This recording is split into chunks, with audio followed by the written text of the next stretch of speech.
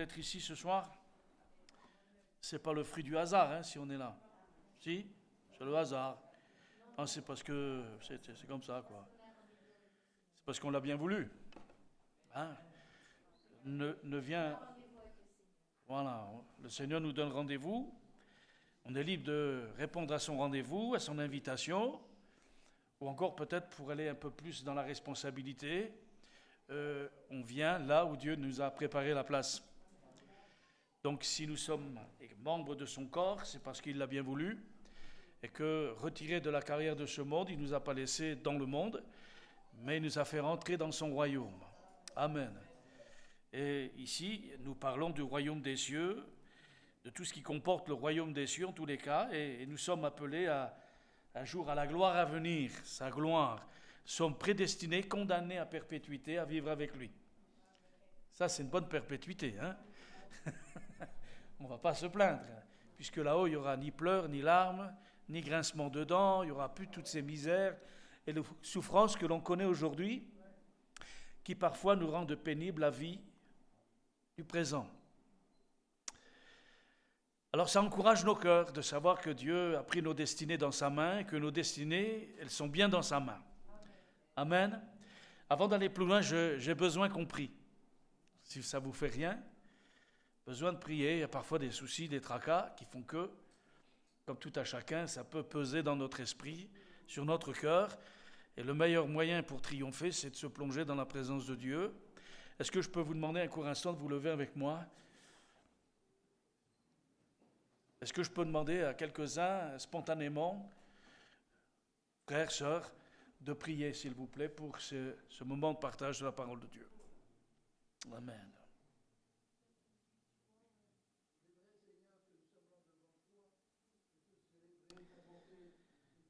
Oui, Seigneur.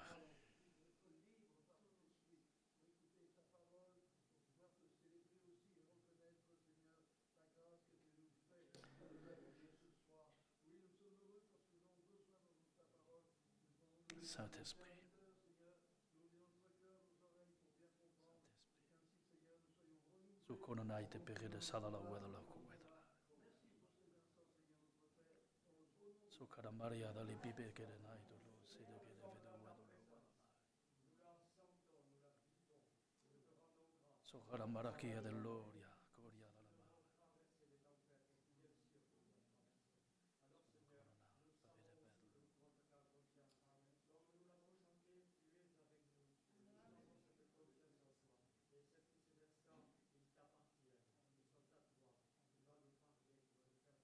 Alléluia.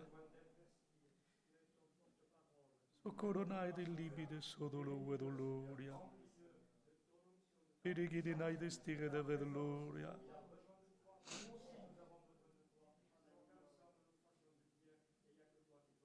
Oh, alléluia. Merci Seigneur. Amen, amen, amen, amen.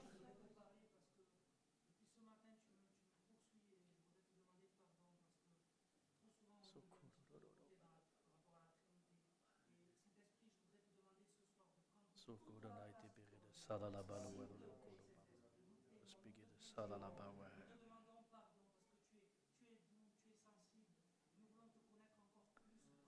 Oh, gloire à ton nom, Jésus. Esprit de Dieu. Amen. Oui. Amen, Seigneur. Amen, amen, amen. Merci, Seigneur. Alléluia, alléluia, alléluia. Tout ce qui est déjà dans la maoué. Alléluia.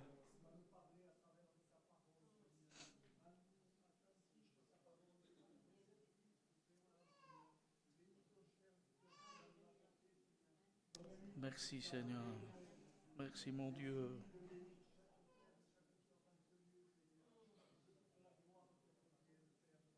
Merci, Seigneur.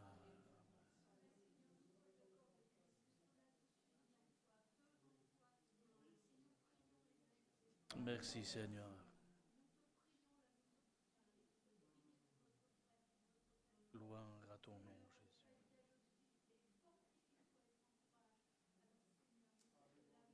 Amen. Merci Seigneur.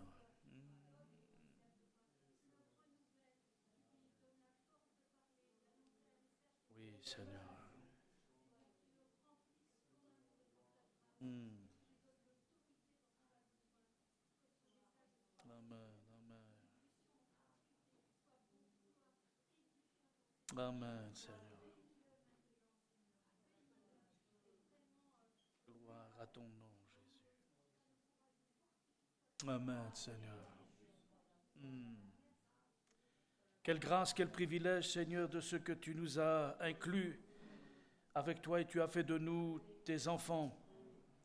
Tu nous as donné ton Fils Jésus, il est pour nous notre frère aîné, le premier-né d'entre plusieurs dont nous faisons partie. Voulons te remercier aussi pour toute la famille, les frères, les sœurs que tu nous as donnés, sur qui nous pouvons compter, prier les uns pour les autres et les uns avec les autres. Ah, qu'il est beau, qu'il est doux pour des frères de demeurer ensemble. Nous le croyons que c'est encore là que tu répands ta bénédiction, la vie pour l'éternité. Te remercions parce que oui, comme une biche soupire après des eaux paisibles, notre âme soupire après toi, Seigneur. Nous soupirons après la rosée du ciel, celle que tu dispenses pour tes enfants. Te remercions, Seigneur, pour ces divines ondées qui fortifient tout notre être tout entier. Nous voulons être encore une fois une terre arrosée, un cœur arrosé, être un jardin arrosé pour que nous puissions porter du fruit à la gloire de ton nom. Seigneur, merci encore de ne pas t'arrêter sur nos faiblesses, nos manquements, mais de nous encourager à aller plus loin et vaincre ceux qui voudraient nous vaincre. Seigneur, que ton nom soit glorifié encore pour ces instants. Oui, Seigneur, merci pour ta parole qui est bénie et ointe. Mais nous te prions pour chacun de nous, pour que celle-ci trouve dans nos cœurs la foi, pour que nous puissions la saisir et la faire nôtre, afin qu'à notre tour nous jouissions des bienfaits de ta semence qui porte du fruit dans nos cœurs. Seigneur, je te dis merci pour ta présence et l'onction que tu fais reposer sur ta bien-aimée, celle que tu prépares pour ton divin retour, pour les noces de l'agneau. Seigneur, oh oui, viens Seigneur, et l'Esprit et l'épouse disent, viens Seigneur Jésus. Viens Seigneur, merci encore de nous bénir ensemble dans l'amour fraternel, dans le partage ensemble de ton pain béni qui est la parole de Dieu. Sois glorifié au nom de Jésus. Amen. Amen. Donc nous allons ce soir ensemble poursuivre un peu ce que nous étudions un peu ensemble tous les mardis. Mardi dernier, nous avions vu le chrétien et l'antichrist,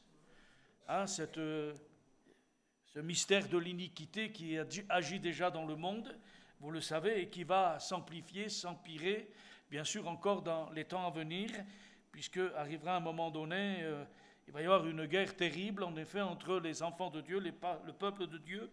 Mais béni soit le Seigneur, quand il viendra, il détruira celui qu'on appelle l'antichrist, en effet, par le souffle de sa venue, que Dieu soit glorifié. Amen. Et donc ce soir, on retourne toujours dans l'épître de Jean. Vous savez que Jean avait cette particularité, c'est d'être tout près de Jésus.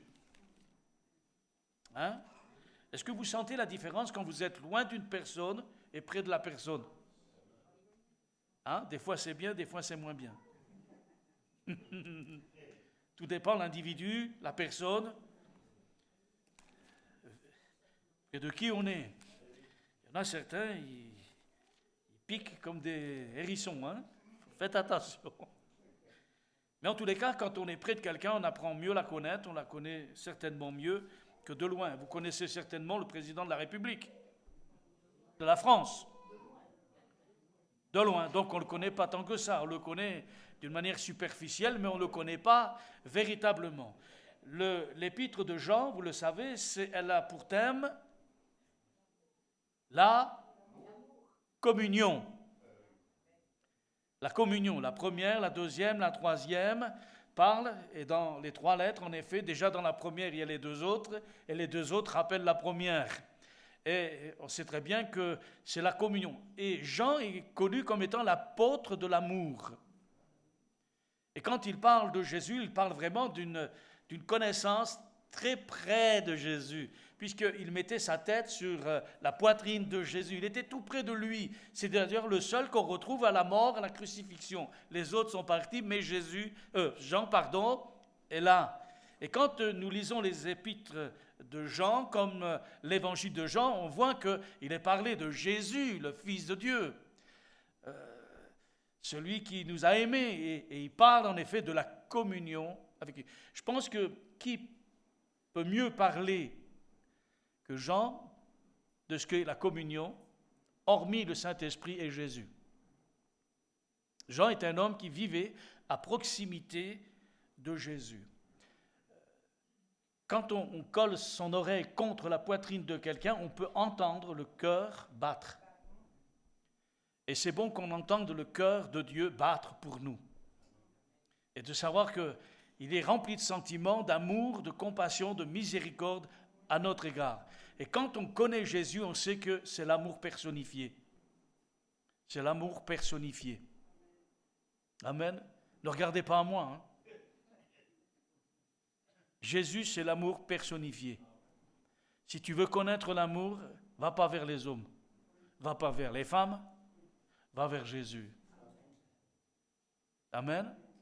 Et quand on apprend l'amour de Dieu en Jésus-Christ, on peut apprendre à aimer les autres.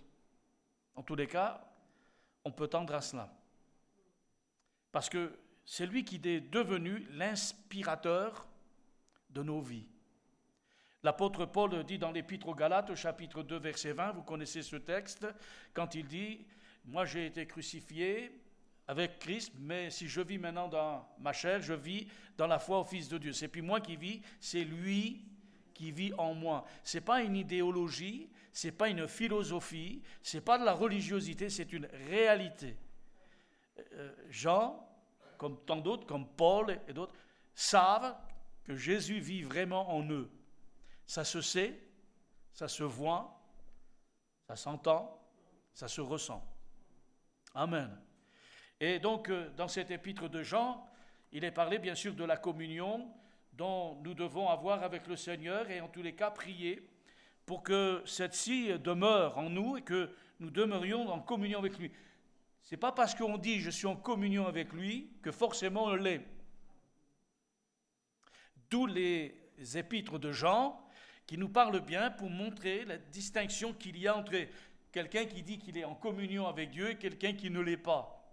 Il y a des symptômes, il y a des signes, en effet, qui sont là, qui montrent. En tous les cas, avec Dieu, c'est très clair. Il y a le vrai, il y a le faux, il y a le juste, l'injuste, il y a la vérité, le mensonge, il y a les ténèbres, il y a la lumière. Et l'apôtre Jean, en effet, met en évidence ces réalités spirituelles. N'est pas enfant de Dieu celui qui le dit.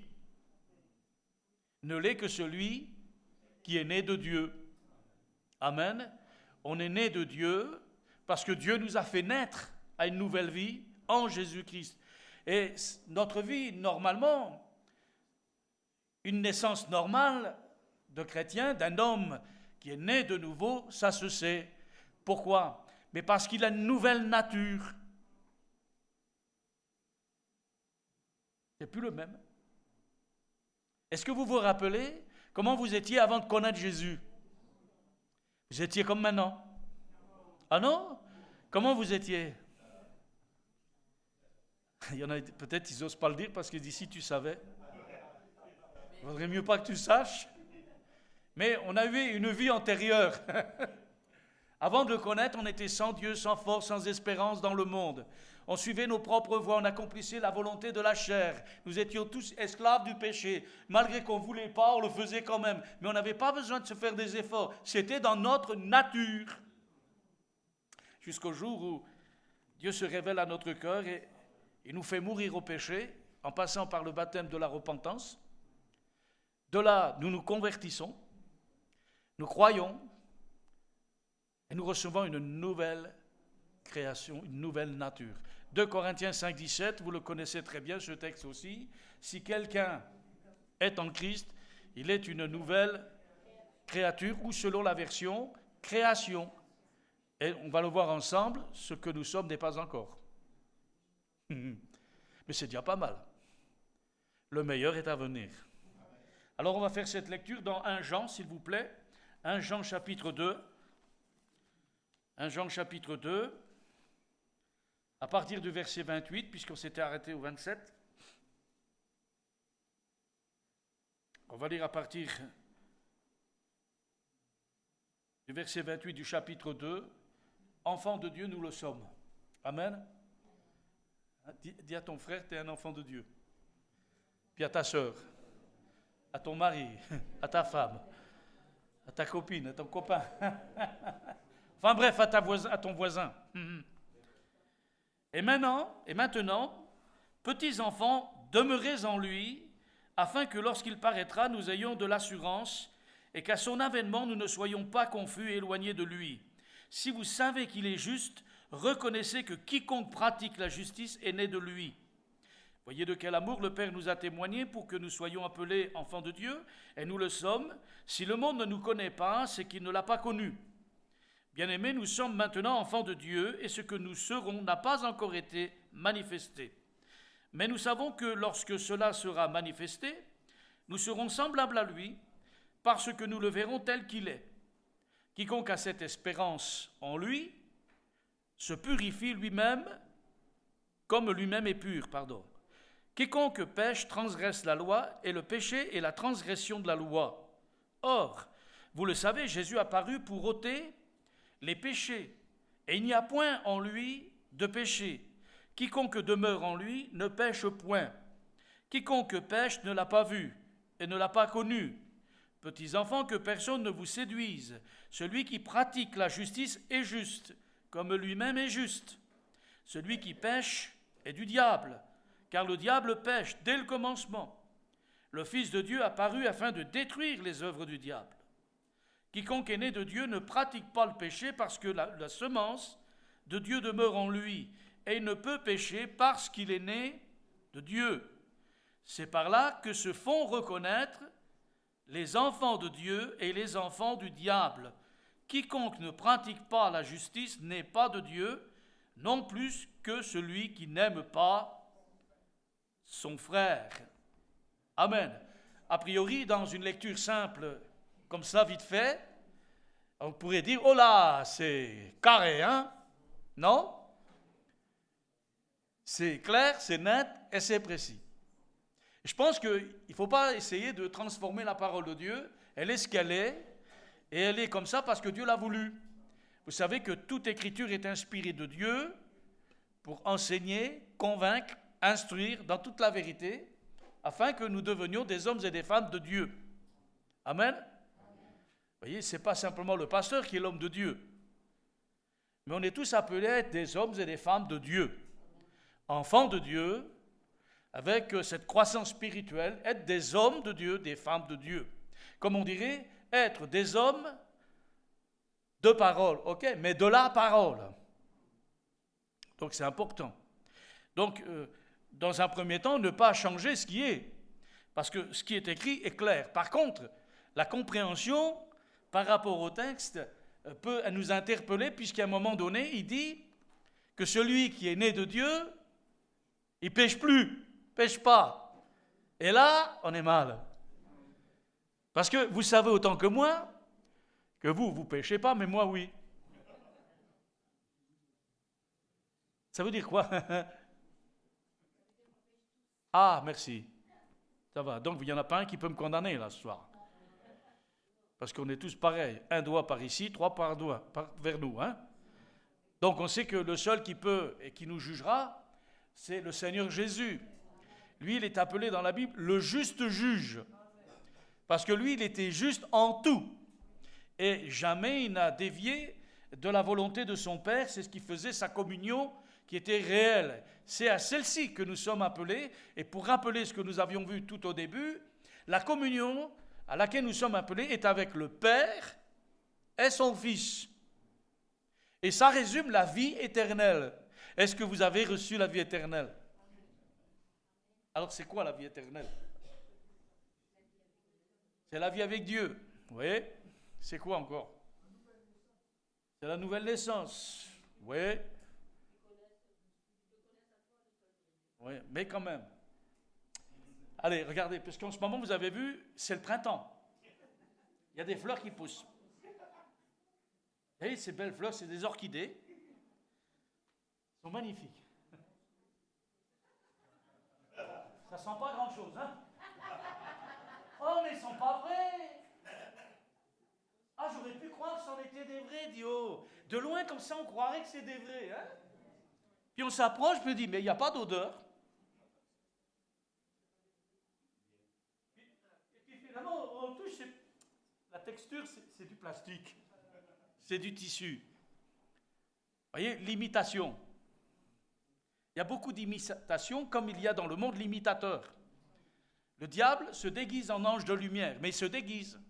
Il était autrefois ange de lumière, mais maintenant il est devenu Satan, le diable, l'adversaire. Mais il se fait passer pour un ange de lumière. Pour séduire, pour essayer de détourner les croyants en effet de la vérité. Donc c'est important, le titre c'est l'enfant de Dieu. On est enfant de Dieu. Et donc on va lire ensemble toutes ces choses.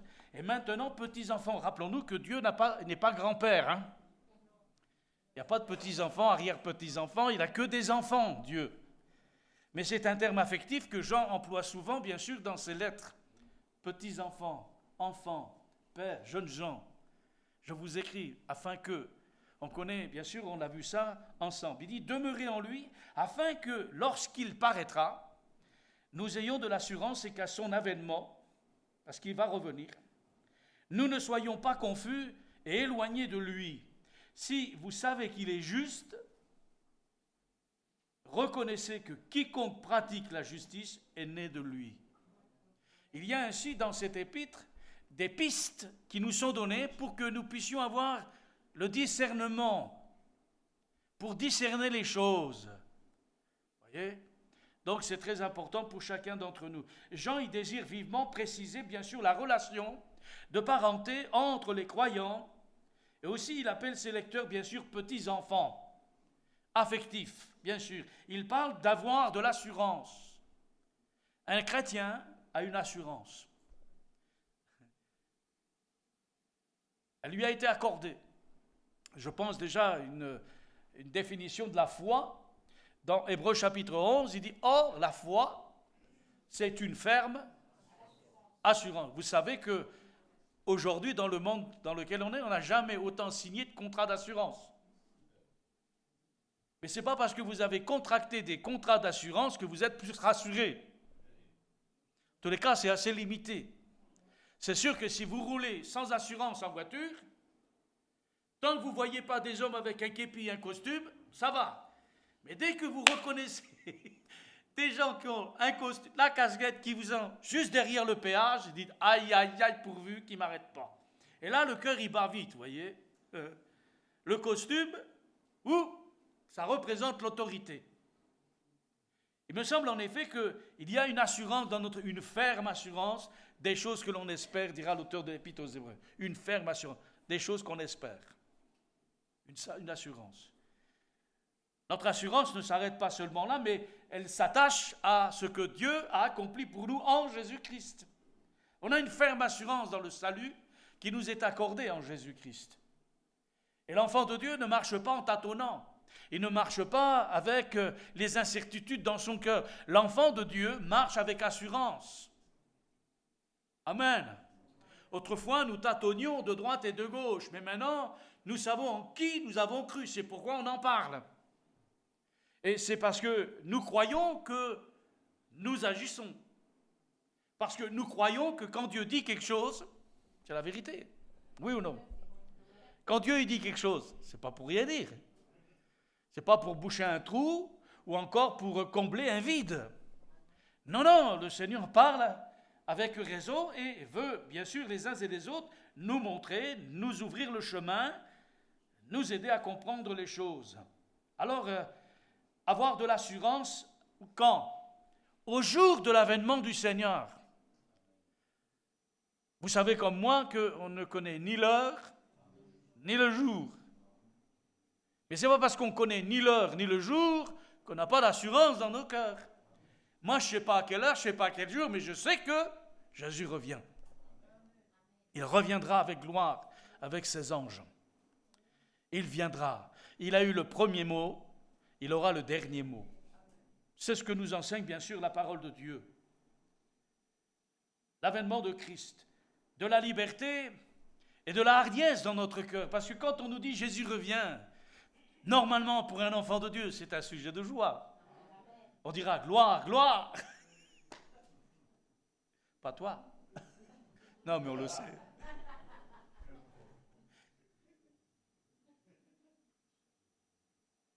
C'est de la liberté, de la hardiesse que nous aurons dans notre cœur. Ce ne sera pas un moment d'effroi pour nous. Même si je sais ni l'heure ni le jour, ce n'est pas mon problème. Moi, je sais qui je suis. Je suis appelé enfant de Dieu. Et si je doute parfois parce que le diable fait regarder mes faiblesses pour m'accuser, heureusement que le Saint-Esprit est là pour nous rappeler et nous rendre ce témoignage que je suis enfant de Dieu. L'Esprit rend témoignage à mon esprit, dit Paul, que nous sommes enfants de Dieu. Certes, beaucoup de progrès à faire, d'aller de victoire en victoire, de progrès en progrès. Mais je sais qu'un jour, mes yeux verront Jésus. Et mes faiblesses, mes manquements, je ne les verrai plus. Elles resteront avec l'homme de la terre d'en bas. Et nous revêtirons ce corps glorieux, plein de force et de puissance, comme Paul l'enseigne dans l'Épître aux Corinthiens, dans le chapitre 15, concernant les corps spirituels, au jour de la résurrection. Notre assurance repose, bien sûr, vous le savez comme moi, non pas sur nos efforts, sur nos œuvres, mais sur l'œuvre de Jésus-Christ. Nous faisons les choses des fois imparfaitement bien. Nous prophétisons imparfaitement bien. La perfection n'est pas en nous, donc il faut accepter que parfois, nous ne soyons pas toujours parfaits, comme tout à chacun. Mais par contre, notre foi ne repose pas sur nos imperfections, sur ce que nous sommes, mais sur ce que lui, il est. Et là, vous êtes sur un sol solide, pour ne pas dire un rocher, inébranlable. Et ceux qui sont fondés sur et qui demeurent en lui sont inébranlables. Ils demeurent aussi, que Dieu soit glorifié. Solide comme un roc. Solide comme un roc. C'est sur l'œuvre de Jésus-Christ, bien sûr, que repose notre foi, notre espérance, mais aussi notre assurance. Il explique enfin qu'une bonne conduite montre que l'on est de lui. La Bible emploie ce terme engendré. On a été engendré par lui. Et ça, c'est très important pour nous, dans notre compréhension. Les croyants ne sont pas des gens qui s'efforceraient de vivre mieux que les autres. Ceux du monde. Est-ce que vous vous semblez un peu, est-ce que vous sentez que, en vous, il faut que vous soyez meilleur que les autres? Donc je vais faire des efforts pour être meilleur que les autres. Non? Ben alors comment vous faites? Comment? Oui. Comment ça se passe alors?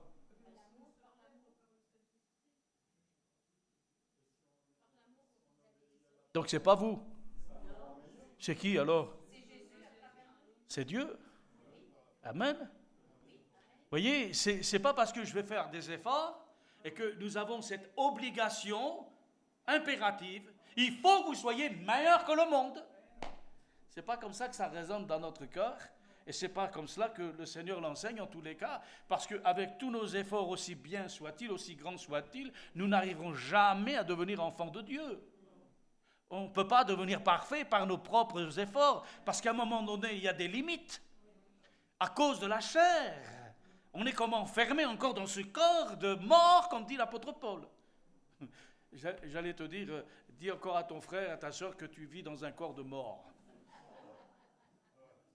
Eh oui, mais c'est ce que dit Paul, hein. Je sais que ça ne fait pas plaisir, je sais. Surtout quand tu ne peux plus faire ce que tu faisais autrefois. Surtout quand tu sais que même si tu ne veux pas, en effet, que les choses soient là, tu les subis quand même. Et il n'y a rien de plus terrible et de plus vexant que de subir ce que tu n'as pas envie. Si on avait une petite solution, là, d'une marmite qui permet qu'on ne vieillit jamais, que les douleurs ne viennent pas, que l'arthrose ne vienne pas, mais on y va hein, tout de suite.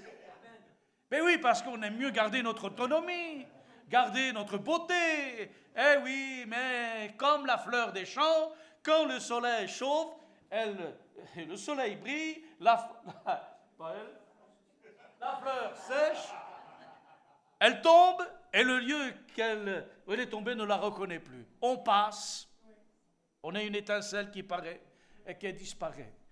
On le sait très bien les uns et les autres. Heureusement que notre assurance et notre espérance ne reposent pas sur les choses de la terre, dit Paul, car nous serions les gens les plus malheureux de la terre. Notre assurance, la seule, la véritable, elle est là-haut. Elle s'appelle Jésus. C'est Jésus notre assurance. Amen. On n'a rien payé, mais on est garanti pour tout. Et il peut nous aider en toutes circonstances, que Dieu soit glorifié. Donc, Jean explique enfin qu'une bonne conduite montre que l'on est né de lui. On a reçu des choses de la part de Dieu en héritage. Autrefois, nous avions hérité de la manière de vivre de nos pères. Oui ou non? Mais quand le Seigneur est venu, il nous a délivrés de la vaine manière de vivre que nous avions hérité de nos pères. Et il nous a donné une autre vie, et nous sommes devenus les heureux héritiers du ciel, en route vers le ciel. Et nous sommes des héritiers, en effet, d'une espérance éternelle qui n'a pas de prix, qui est réservée pour tous ceux qui ont cru au Seigneur Jésus et qui l'ont reconnu comme Seigneur et Sauveur. Selon l'évangile de Jean, chapitre 1er, où il dit en effet à tous ceux qui l'ont reçu, à ceux qui croient en son nom, elle leur a donné le pouvoir de devenir enfants de Dieu, lesquels sont nés non de la chair, non du sang, ni de l'homme, mais de Dieu. Amen. Tu n'es pas venu enfant de Dieu parce que tu as seulement désiré, mais parce que l'amour de Dieu révélé en toi t'a attiré à lui, t'a révélé des choses, et tu as cru en lui, et t'a fait naître de nouveau. C'est un miracle, ça. Et là, tu peux encore dire à ta femme, à ton frère, à ta soeur, à ton voisin, tu es un miracle. Moi, je trouve que ça fait du bien de t'entendre dire ça, non? Malgré que je vois tous tes défauts, tu es quand même un miracle. Vous voyez, on dit souvent nos défauts, mais on ne dit pas tu es un miracle. Et pourtant, on est les heureux miracles, les conséquences de la bonne nouvelle de l'Évangile. On est né de Dieu. Ce n'est pas du monde, ni de nos parents, mais de Dieu seulement. Que Dieu soit glorifié. On ne s'efforce pas de vivre mieux que le monde, mais parce que la nature qui nous a été donnée fait qu'on vit comme ça. C'est comme ça. Tout enfant né de Dieu, ça se sait parce qu'il a en lui la nature divine, qui vaut plus que l'or et l'argent. Nous avons reçu la vie éternelle. La vie éternelle, c'est une qualité de vie dont Dieu vit lui-même. Vous savez que dans toute semence, il y a une vie qui est propre. Il y a la vie végétale, il y a la vie animale, il y a la vie humaine, puis il y a la vie divine. Nous, on est dans la vie divine. Dans l'être humain ordinaire, il y a une vie extraordinaire. C'est pas beau, ça? Dans la vie ordinaire qui est la nôtre, Dieu a bien voulu, malgré tout, que sa puissance vienne en nous. Que Dieu soit glorifié. Nous, on n'a pas pris la potion magique d'Astérix et d'Obélix, mais néanmoins, on a quand même reçu une puissance de vie indestructible et incorruptible, qui est la vie éternelle. C'est la vie dont Dieu vit lui-même. Moi, je trouve ça extraordinaire. Mais qui sommes-nous pour que Dieu ait un tel projet pour nous? Qu'est-ce donc l'homme pour que tu te souviennes de nous, que tu prennes tant soin de nous? Qui suis-je? Que Dieu fasse que non seulement je le reconnaisse aujourd'hui, mais jusqu'à la fin de ma vie, à ma mort, ou alors au jour où le Seigneur viendra, si je suis encore vivant. Que je me rappelle sans cesse que ce que je le suis par la grâce de Dieu. Qu'il n'y a pas de place pour l'orgueil humain, pour la vanité humaine, mais uniquement une reconnaissance extraordinaire envers un Dieu qui, en effet, nous aime d'un amour éternel. Et qui a fait que, voyant la condition qui était la nôtre, s'est penché sur nous et nous a tendu un bras secourable en la personne de son Fils bien-aimé. Il les a ouverts à la croix de Calvaire pour vous dire, venez à moi, vous tous qui êtes fatigués, chargés, je vais vous donner du repos. Donc, nous ne sommes pas des gens qui veulent s'efforcer de vivre mieux que des hommes du monde, mais nous sommes des hommes et des femmes qui ont été radicalement renouvelés dans la nature et dans notre nature profonde. Et quand on dit dans notre nature profonde, ça va dans cette tripartie que nous connaissons, l'esprit, l'âme et le corps. Rien ne doit être soustrait à cette tripartie. Corps, âme, esprit. L'un agit sur l'autre. L'Esprit de Dieu agit sur notre esprit agit sur notre âme, et notre corps est soumis à notre volonté, à l'esprit, qui est le nôtre, avec un E minuscule. Dieu ne nous fait pas faire des choses qu'on n'a pas envie de faire, et il ne fera pas non plus si on ne veut pas le faire. Mais parce que nous avons compris et nous avons été rétablis dans cette communion avec Dieu par la croix en Jésus-Christ, Dieu nous a réconciliés avec lui et nous a reconnectés au ciel. Et nous recevons directement la vie d'en haut. Elle est en nous, par le canal qui s'appelle la foi. Par la foi, je reçois. Amen. Et Dieu injecte, insuffle en nous un souffle nouveau.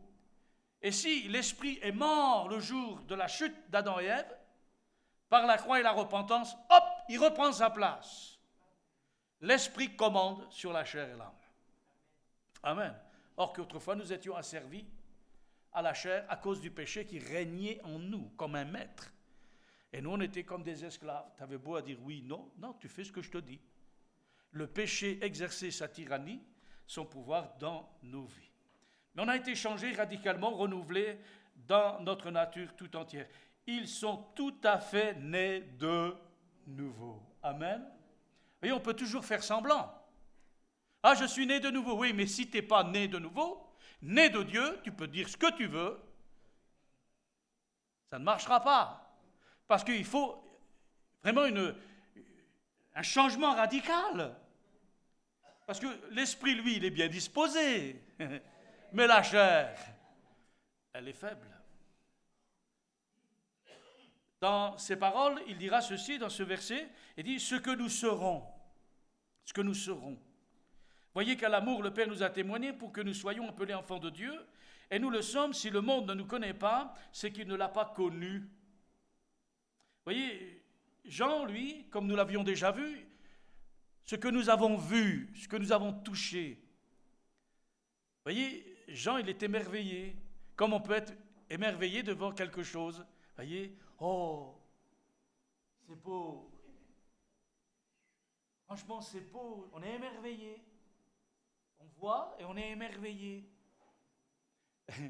Pour les bricoleurs, s'ils voient une machine 3 en 1, au lieu de scier, prendre une autre et puis faire, et dire, oh, avec une machine, je fais 3 choses. Je peux scier, je peux raboter, je sais pas, enfin bref. Et on peut faire plusieurs choses. Oh, c'est pas beau quand vous découvrez quelque chose. Oh, c'est super ça. Avant, je faisais le jardin à la pêche, hein? Et maintenant, je prends le motoculteur. Oh, super. Ça fait moins mal au dos. Presque c'est le truc motoculteur qui t'entraîne, quoi. Et, oh, on est émerveillé. Dieu est émerveillé devant les choses. Quand il a créé l'homme, il dit, oh. Aussi, oh. Tous les jours, il a dit, oh. Puis le dernier, il a dit, ah, ça c'est très bien. Tout est comme je l'avais prévu. C'est très beau. Que Dieu soit glorifié. Amen. Ne soyons pas inattentifs. Jean l'avait dit, on l'a partagé ensemble. Ce n'est pas un simple regard vite fait. Il faut contempler. Contempler mon Dieu sur son trône. Vivre avec Jésus. C'est là le bonheur éternel. On connaît ce vieux cantique qui nous le rappelle, en effet. Il faut contempler le Seigneur. Paul dit, nous ne faisons pas comme les autres qui mettent un voile sur leur visage, mais à visage découvert. Nous contemplons le Seigneur. Pourquoi faire? Il dit, pour le refléter. Nous sommes la lumière du monde et le sel de la terre. C'est pour le refléter. Notre communion avec lui a pour but, en effet, de briller, que la face de Dieu brille sur nous, afin que nous puissions la refléter dans le monde. Un peu comme Moïse, qui était sur la montagne, vous le savez, et qui avait une relation avec Dieu. Et quand il descendait de la montagne, la Bible dit qu'il était obligé de mettre un voile, parce que les Juifs n'étaient pas prêts de voir cette gloire. Alors il mettait un voile. Voyez? Et puis quand le jour est arrivé, le voile a été déchiré. Christ est mort, le voile s'est déchiré. Et maintenant, nous voyons d'une manière claire. Et nous voyons la véritable lumière qui luit dans les ténèbres. Jésus est la lumière du monde qui nous conduit à la vie. Le voile est déchiré. Dans les épîtres de Paul aux Corinthiens, il est dit à un moment donné que ceux qui sont restés sous la loi, quand ils arrivent à Christ, un voile est jeté et ne voient pas briller la splendeur de l'évangile. Il y a comme un voile. Mais quand le cœur se convertit, quand les écailles tombent, le voile se déchire et la lumière paraît. Que Dieu soit glorifié. Amen. Et là, on est émerveillé. On ne peut pas être inattentif. Il faut nous concentrer pour bien saisir en effet ces merveilles que Dieu nous a données. Dieu nous appelle en effet, Jésus nous appelle à vivre une communion étroite avec lui. Pour que quand on parle de lui, on sait de quoi on parle. Quand on parle des choses, on le sait pourquoi. Pas parce qu'on l'a raconté, parce qu'on l'a vécu. On le vit. Pour bien saisir ces merveilles, il faut ôter les souliers de nos pieds, comme il a été dit à Moïse. Ôte tes souliers de tes pieds, car le lieu sur lequel tu te tiens est une terre sainte, un lieu saint. Amen. Où nous allons marcher est une terre sainte. Dieu a témoigné son amour. Il nous a donné en effet, nous sommes ses enfants. Jean ne laisse subsister aucun doute là-dessus, bien évidemment. Nous ne sommes pas seulement appelés enfants de Dieu, nous le sommes réellement. Amen. On peut le dire, mais après il faut le voir. Il en résulte bien sûr que le monde ne nous connaît pas. Parce que le monde n'a pas connu Christ, ne connaît pas Dieu. Il ne faut pas croire que le monde nous connaît aussi. Ils nous connaissent comme étant, tiens, c'est le fils du charpentier. Comme ils ont fait avec Jésus, c'est le fils du charpentier. Ses frères et sœurs ne sont-ils pas au milieu de nous? De vous, il vous dira, oui, mais je connais ses frères et ses sœurs. Je sais qui c'est son père, sa mère. Ouais, mais est-ce que tu sais ce qui je suis comme enfant de Dieu? Le monde ne nous connaît pas. N'ayant pas connu le Père ni le Fils, ils ne nous connaissent pas. Ils ne savent pas qui on est. Allez parler de Dieu dans le monde, ou ayez le langage spirituel avec les gens du monde. Il dit, qu'est-ce que c'est que celui-là? Il sort d'où, lui? Il s'est échappé de quelque part. Mais non, nous sommes enfants de Dieu. On n'est pas comme eux. Et ils ne nous reconnaissent pas, donc ils ne nous acceptent pas. Le monde aime ce qui vient de lui, mais tout ce qui ne vient pas de lui, il ne l'aime pas. Jésus, il est venu du ciel, il n'a pas été aimé du monde. Et la Bible dit que cette séparation, elle est claire et nette. Non pas parce qu'on le fait nous, c'est parce que de par le fait que nous sommes enfants de Dieu, les gens ne nous aiment pas. Vous vous rendez compte? Ce n'est pas à cause de ce que vous êtes, mais c'est parce que tout simplement, Dieu est en vous, Jésus est en vous. Et vous n'allez pas faire ce que eux aiment. Pourquoi? Mais parce que vous ne pouvez pas le faire. Mais vous n'allez pas leur dire, ouais, c'est pas bien, c'est ceci. Oui, mais comme vous ne le faites pas, vous les condamnez. Vous les jugez, que vous vouliez ou pas. Parce que nous, on ne fait pas ça. C'est pas bien. Ah, ça veut dire que si c'est pas bien, donc nous, on n'est pas bien. Si tu le dis, je ne vais pas le dire, moi. Si tu le dis, c'est que tu le reconnais. Et c'est là où il faut faire attention de ne pas vouloir adopter l'évangile en se servant des choses du monde. N'ayons pas honte d'être enfants de Dieu. On est enfants de Dieu parce que c'est comme ça. C'est Dieu qui nous a créés comme ça, on n'y peut rien.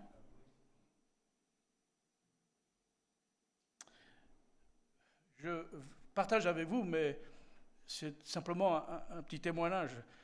Vous savez, le monsieur qui vient avec la famille Noya? Hein? Attendez, tout le monde parle, je n'arrive pas à comprendre. Johnny, oui. Il y a un monsieur qui a, vous avez vu, un visage déformé. Sébastien, c'est ça. Il a voulu qu'on parle ensemble, on a partagé ensemble, et c'est vrai que quand on le voit au premier abord, ça surprend, on s'est dit, il a eu un accident, il a eu quelque chose. Non, il est né comme ça. Et sur 9 enfants, c'est le seul. Et j'ai parlé avec lui, est-ce qu'il avait de l'amertume vis-à-vis de Dieu? Est-ce que ceci, cela? Il me dit, non, jamais. Il a dû chiner comme ça, c'est que Dieu l'a voulu ainsi. Nous qui sommes si sensibles à l'apparence, à notre apparence, c'est pas évident de porter un visage comme ça, dû à une malformation de naissance. Il a subi, je ne sais pas combien, des dizaines et des dizaines d'opérations déjà. Mais il a rien contre Dieu. Il dit non, mais c'est Dieu, c'est comme ça et ça va, je suis content. Il s'approche de Dieu, il lit la Bible. Il ne dit pas à Dieu, comment tu m'as fait? Je ne suis pas bien, je ne suis pas beau. Non, non, il accepte la chose, je suis né comme ça, c'est comme ça. Et il vient vers le Seigneur. Moi je dis c'est beau. Et en venant vers le Seigneur, il est certain qu'il va l'encourager parce que demain quand Jésus va revenir, si lui il part avec, il laissera ce visage humain de cette terre pour prendre un autre visage. Avec un corps glorieux, que Dieu soit béni. Quelle espérance, quelle espérance. Donc il faut que nous contemplions le Seigneur. Nous ne sommes pas seulement appelés, mais enfants de Dieu, mais nous le sommes réellement. Et il en résulte que le monde ne nous connaît pas. Et l'idée que le monde et le christianisme sont deux choses incompatibles revient fréquemment dans la parole de Dieu. Le monde et le christianisme pur, où le Christ est au centre, est incompatible entre le monde et la vie avec Dieu. Vous ne pouvez pas associer la vie du monde avec la vie, le christianisme, la vraie foi en Jésus-Christ. Ils sont, de par la nature des choses, incompatibles. Ils se haïssent l'un l'autre. La lumière, elle haït les ténèbres, et les ténèbres n'aiment pas la lumière. Par la nature des choses, ils sont incompatibles. Et on vit dans le monde où le prince de ce monde veut amener à être compatible ce qui est incompatible. Il veut réunir les ténèbres et la lumière ensemble. Et ce qui va se passer dans les temps à venir, c'est ça. Le mystère de l'iniquité, c'est de mélanger tout en même temps. Alors que Dieu lui dit, non, le monde c'est une chose, la vie avec Dieu c'en est une autre. Tu ne peux pas être enfant de Dieu et fricoter, excusez-moi l'expression, avec le monde. Parce que par la nature des choses, c'est incompatible. Et là, Jean le dit, celui qui aime le monde, il se rend ennemi de Dieu. Il se rend ennemi de Dieu. L'amour du monde, sa convoitise passe. Mais la parole demeure. Donc, il ne faut pas faire le contraire de ce que Dieu dit. Vous comprenez? Vous arrivez à comprendre, à saisir la différence entre ce monde qui veut nous inciter à nous aimer les uns les autres en faisant n'importe quoi. Et parfois même en disant au nom de l'amour de Dieu. Ou d'un Dieu. Mais le Dieu de la Bible dit non, c'est incompatible. On ne peut pas lier les deux. Il faut relire l'Épître aux Corinthiens. On ne peut pas manger à la table du Seigneur et à la table des démons. On ne peut pas, c'est incompatible. Quel rapport y a-t-il entre le temple de Dieu et Béal, le prince des démons? C'est incompatible. Et le mystère de l'iniquité, quand l'Antichrist viendra, lui s'assiera sur les choses de Dieu et au-dessus de tout. Heureusement que la parole de Dieu nous avertit. Il ne faut donc pas s'étonner du fait que le monde ne connaisse pas les croyants. Ils ne nous connaissent pas. Car il ne l'a pas connu non plus, le Père, ni non plus le Fils. Il y a cette réalité de filiation qui est divine, mais le meilleur reste à venir. Ce que je suis enfant de Dieu. Mais ce qui va venir, ça va être encore meilleur. Bien-aimés, nous sommes maintenant enfants de Dieu et ce que nous serons n'a pas encore été manifesté. Mais nous savons que lorsque cela sera manifesté, nous serons semblables à lui parce que nous le verrons tel qu'il est. Cette vérité nous est présentée sous la forme d'une vision. Que nous aurons lorsqu'il sera manifesté et que nous serons semblables à lui parce que nous le verrons tel qu'il est. Ceci nous renvoie bien sûr à Dieu puis à Jésus-Christ. On sera rendu semblable. Amen. C'est encore un mystère pour moi. Pas pour vous, je ne sais pas pour vous, mais parce que nous, on est humains, on a un raisonnement humain, terrien. Donc on veut ramener les choses spirituelles à la raison humaine. Parce qu'on sait qu'une image, ça frappe, ça s'inscrit, ça s'imprègne. Et on fait des comparaisons comme ça qui ne sont pas raison. Il faut une révélation de Dieu pour que nous comprenions les choses et que nous n'essayions pas de mettre les choses de Dieu au niveau des hommes. Mais c'est plutôt l'homme qui doit se laisser emporter vers les choses d'en haut. C'est pourquoi Dieu nous a donné son Esprit Saint, afin que nous comprenions les choses d'en haut. Sinon, c'est par révélation que nous connaissons ces choses. Verset 3 dit, « Quiconque a cette espérance en lui se purifie lui-même comme lui il est pur. » Vous voyez, cette perspective nous donne du courage pour le présent. Si quelqu'un a cette espérance en lui, qu'est-ce qu'elle a? Quelles sont les conséquences quand on a cette espérance? Il le dit ici. Ben, quand on a cette espérance, on fait qu'on tend à être meilleur. Vous vous rendez compte? C'est ce qu'il dit. Hein? Quiconque a cette espérance en lui, qu'est-ce qu'il fait? Il se souille plus? Il se purifie. Vous connaissez ce texte de l'Épître aux Hébreux? Recherchez la paix avec tous et la sanctification, sans laquelle personne ne verra le Seigneur.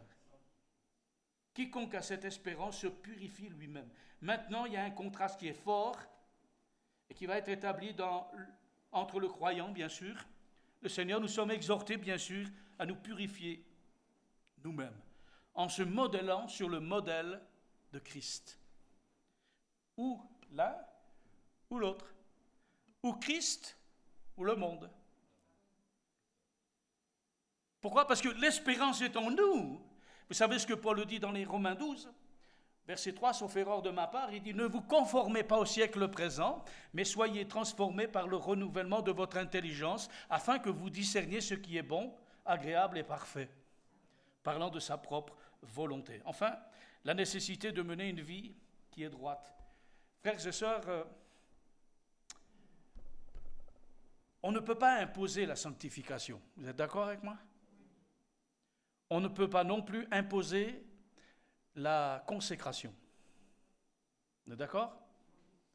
On peut imposer les mains aux malades. Mais on ne peut pas imposer la vie chrétienne aux autres. Normalement, elle ne s'impose pas. Elle se vit. C'est pourquoi c'est très important. Si l'homme ne naît de nouveau, il ne peut ni voir ni rentrer dans le royaume des cieux. On n'impose pas la conversion, on n'impose pas la repentance, mais Dieu crée en nous le sentiment d'un besoin de nous repentir. Ce n'est pas la table de la loi de l'Ancien Testament qui s'impose sur des tables de pierre, sur nos cœurs, c'est-à-dire une autorité de l'extérieur pour l'intérieur. Non, en Christ, c'est de l'intérieur pour qu'on puisse le vivre. Ça s'appelle l'amour, l'amour de Dieu. Mais quand même, c'est quand même important parce que c'est comme ça qu'on voit les choses. Et quelqu'un qui est né de Dieu, ça se sait, ça se voit. Pourquoi? Parce que c'est plus la même vie. Tout change. Métamorphosé, transformé, régénéré de plus en plus pour aller à la ressemblance du Seigneur. Quiconque pêche transgresse la loi et le péché est la transgression de la loi. Il semble que les faux docteurs affirmaient le contraire, que la connaissance était primordiale avant, mais que la conduite importait peu. C'est pour ça qu'on dit que le baptême est précédé de la repentance et de la nouvelle naissance. Ce n'est pas le baptême et après la conversion. Jamais de la vie. C'est d'abord repentez-vous, convertissez-vous et croyez à la bonne nouvelle. Parce que l'homme livré à lui-même ne peut pas obéir à Dieu. Paul le déclare, l'homme naturel n'accepte pas les choses de l'esprit. Elles sont une folie pour lui et ne peut même pas le faire. C'est pourquoi donc Jean souligne le fait que le péché dans notre vie est la preuve de notre relation avec Dieu n'est pas ce qu'elle devrait être. Je vais être obligé de m'arrêter parce que je ne veux pas vous comment dire, vous lasser, vous fatiguer. Oui, mais moi je le ressens. À raison ou pas, je ne sais pas. Je ne suis pas dans votre cœur. Mais je ne voudrais pas quand même vous faire du mal et du tort. Oui, mais toi tu me dis ça, merci. Mais c'est important ce que je suis en train de dire là, ce que je voudrais m'arrêter surtout sur ça. Pour moi, c'est important. Quiconque pêche, écoutez bien, il pêche, c'est-à-dire il transgresse la loi. Le péché, c'est la transgression de la loi. Est-ce que vous croyez que c'est valable dans la grâce? Est-ce que le fait d'être dans le Nouveau Testament, ça nous permet en effet de pécher contre la loi? On est bien d'accord. Vous êtes bien d'accord? Qui n'est pas d'accord? Ils ne vont pas lever la main et il va se sentir un peu seul. Mais ça ne fait rien. C'est important que l'on comprenne qu'on ne peut pas justifier le mal ni le péché.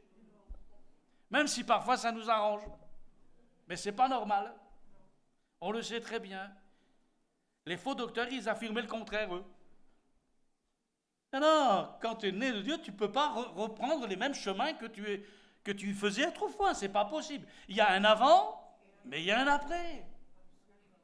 Avant, nous étions, Paul en parle dans les Éphésiens, mais maintenant, nous sommes enfants de Dieu. On n'est plus les mêmes. Le péché, dans notre vie, est la preuve. Connaissez ce dicton qui dit « Dis-moi qui tu fréquentes, je te dirai qui tu es ». Il y a un autre texte qui dit « Les mauvaises fréquentations corrompent les bonnes mœurs. Les bonnes, ça les affermit. » Donc, tu ne peux pas fréquenter n'importe qui, n'importe comment. Non, non. Parce qu'il y a des choses qu'un enfant de Dieu, il ne peut pas. Ce n'est pas parce qu'il va être puni, mais c'est parce qu'il y a quelque chose en lui qui dit « Hey, ce n'est pas possible ». Il y a la nature, l'Esprit Saint qui est au-dedans de nous, dit « Oh, tu ne peux pas faire ça ». Pourtant, la tentation, elle est là, parce qu'il ne faut pas rêver. On vit dans un monde de tentation. On n'a pas besoin d'aller sur l'île de la tentation. Nous, c'est la terre de la tentation. Il y a le tentateur, le séducteur, qui ne manque pas une occasion pour nous tenter. J'ai plus de sous. Tu sais que tu peux gagner des sous sans effort? Ah oui? Ah bon, comment? Parce que j'ai pas de sous. Ben, tu sais, tu dis rien, mais tu fais ça, tac, tac, tac, tac, puis voilà, il est devenu connu. Après, comme ça, tu gagnes tes sous. Mais je ne peux pas faire ça. Je ne peux pas faire ça, non? Allez, attends. Oh, tu as eu un accident. Et bing, ta voiture, elle a été craque. Mais il y en avait eu un avant, mais je n'ai pas pu faire marcher l'assurance. Ben, je vais en profiter, tiens. J'ai dit qu'il est passé par là, il est allé là-bas. Comme ça, je fais réparer la voiture en entier. Eh, ça arrive, non? Peut-être certains l'ont fait avant de connaître Jésus. Mais maintenant,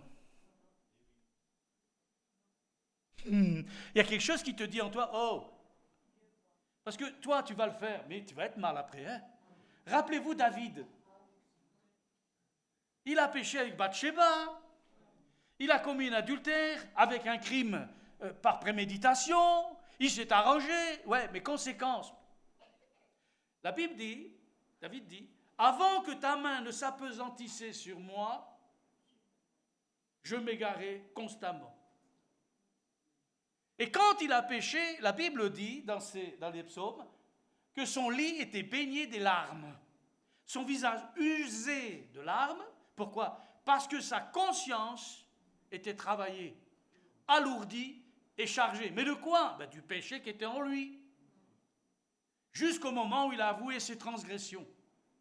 Le psalmiste dit, celui qui avoue ses transgressions, il obtient miséricorde. Mais celui qui ne les avoue pas, n'obtient pas miséricorde du Seigneur. Qu'est-ce qui se passe? Ben, ta conscience est chargée.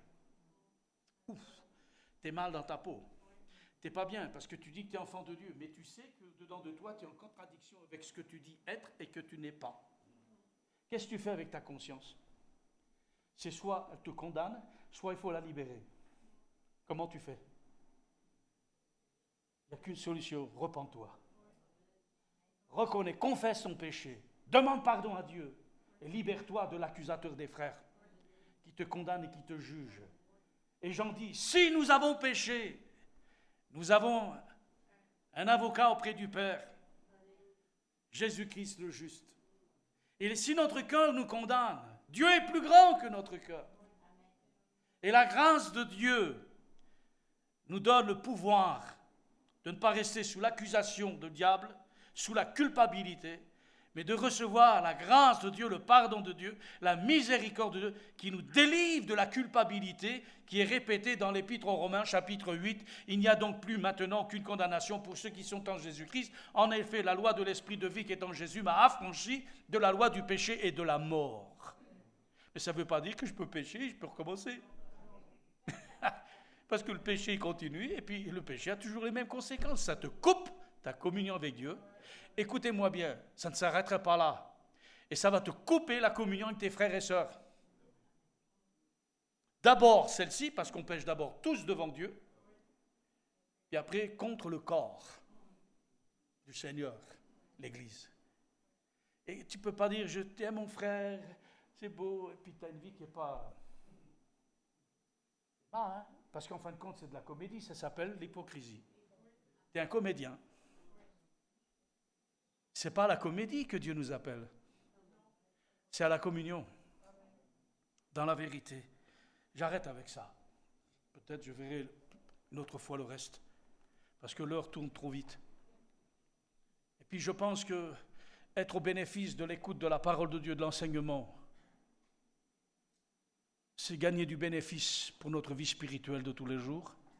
C'est se laisser avertir par la parole de Dieu pour ne pas tomber dans les ruses du diable, ni sous les coups de l'accusateur des frères, mais de demeurer en lui, parce que si nous demeurons en lui, il demeure en nous.